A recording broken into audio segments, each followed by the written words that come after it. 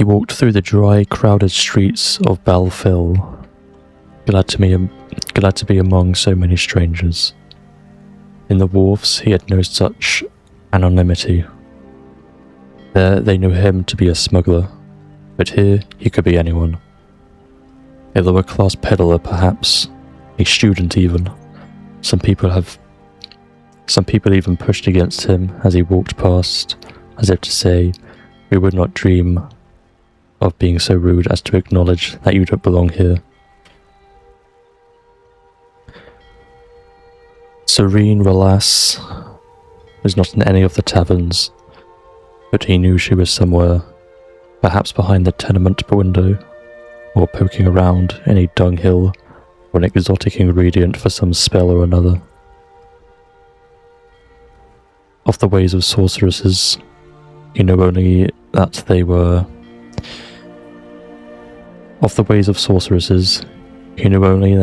always doing something eccentric.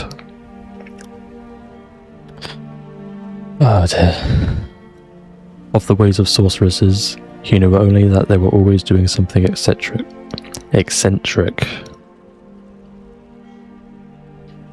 Because of this prejudice, he nearly passed by the old dumber woman having a drink from a well. It was too prosaic, but he knew from the look of her that she was Serene Relas, the great sorceress. "I have gold for you," he said to her back, "if you will teach me the secret of breathing water." She turned around, a wide, wet grin stretched across her weathered features. "I ain't breathing it, boy. I'm just having a drink." "Don't mock me," he said, stiflingly. "Either you're Serene Relas, or you will teach me the spell of water breathing. Or breathing water, or you aren't. Those are the only possibilities." If you're going to learn to breathe water, you're going to have to learn that there are more possibilities than that, boy. The School of Alteration is all about possibilities, changing patterns, making things be what they could be. Maybe I ain't Serene Relas, but I can teach you how to breathe water. She wiped her mouth dry. Or maybe I am Serene Relas, and I won't. Or maybe I can... What?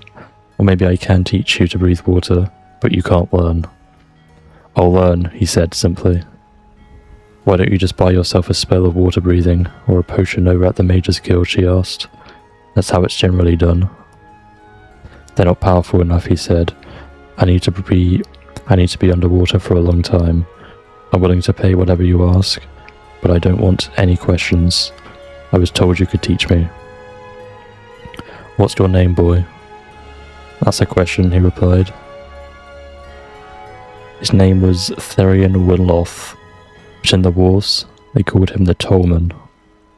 His job, such as it was collecting a percentage of the loot from smugglers when they came into the harbour to bring his boss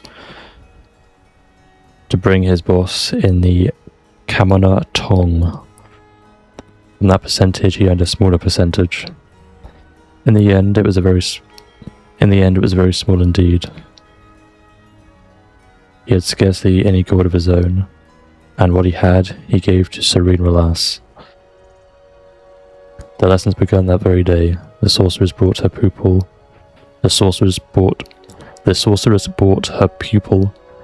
to a low sandbank along the sea. "I will teach you a very powerful spell for breathing water, boy," she said. "But you must become a master of it. As with all spells and all skills, the more you practice, the better you get." That's the point of the series. Even that ain't enough. To achieve true mastery, you must understand what it is you're doing. It ain't simply enough to perform a perfect thrust of a blade. You must also know what you're doing and why. "That's common sense," said Therian. "Yes, it is," said Serene, closing her eyes. "But the spells of alteration are all about uncommon sense. The infinite possibilities breaking the sky. Following space, dancing with time, setting ice on fire, believing the unreal may become real. You must learn the rules of the cosmos and break them. That sounds very difficult, replied Therion, trying to keep a straight face. Serene pointed to the small silver fish darting along the water's edge. They don't find it so. They breathe water just fine. But that's not magic. That's what I'm saying to you, boy. Is that it is. For several weeks, Serene drilled her student, and the more he understood about what he was doing, and the more he practiced, the longer he could breathe underwater. When he found that he could cast the spell for as long as he needed, he thanked the sorceress and bade her farewell. There was one last lesson I have to teach you, she said. You must learn that desire is not enough. The world will end your spell no matter how good you are, no matter how much you want it. That's the lesson I'm happy not to learn, he said, and left at once for the short journey back to the wharfs of Tyr. The wharfs were much the same, with all the same smells, the same sounds, and the same characters. He learned from his mates that the boss found a new tollman. They were still looking out for smuggler ship Morrowind, but they have given up hope of ever seeing it.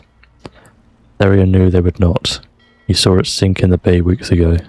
On a moonless night, he cast his spell and dove into the thrashing purple waves. He kept his mind on the world of possibilities, the book that could sing, the green was blue, and that water was air. That every stroke and kick brought him closer to a sunken ship filled with treasure. He felt magicka surge all around him as he pushed his way deeper down. Ahead he saw a ghostly shadow of the Morrowind, its mast billowing in a wind of deep water currents. He also felt his spell begin to fade. He could break reality long enough to breathe underwater, long enough to breathe water all the way back up to the surface, but not enough to reach the ship. The next night he dove again, and this time the spell was stronger. He could see the vessel in detail, clouded over and dusted in sediment. He saw the wound in its hull, where it struck the rocks. A glint of gold beckoned from within. He felt reality closing in, and he had to surface. The third night he made his way onto the steerage, past the bloated corpses of the sailors, nibbled and picked apart by fish. Their glassy eye bulging, their mouths stretched open. Had they only known their spell, he thought briefly, but his mind was more occupied by the gold scattered along the floor that spilled from broken chests and sacks. He considered scooping as much as he could carry into his pockets, but a sturdy iron box seemed to be He considered scooping as much as he could carry into his pockets, but a sturdy iron box seemed to bespeak more treasures. On the wall was a row of keys. He took each down and tried it on the locked box, but none opened it. One key, however, was missing. Therion looked around the room. Where could it be? His eyes went to a corpse of one of the sailors, floating in a dance of death not far from the box, his hands tightly clutching something. It was a key. When the ship had begun to sink, the sailor had evidently gone for the iron box. Whatever was in it had to be very valuable. Therion took the sailor's key and opened the box. It was filled with broken glass. He rummaged around until he found something solid, and pulled out two flasks of some kind of wine.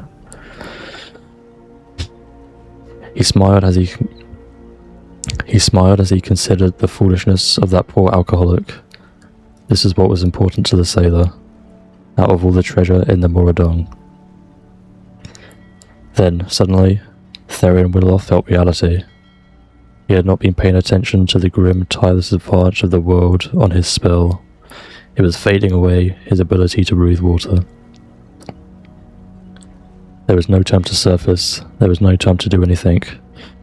As he sucked in, his lungs filled with cold, briny water. A few days later, the smugglers working on the wharf came upon the drowned body of the former tollman.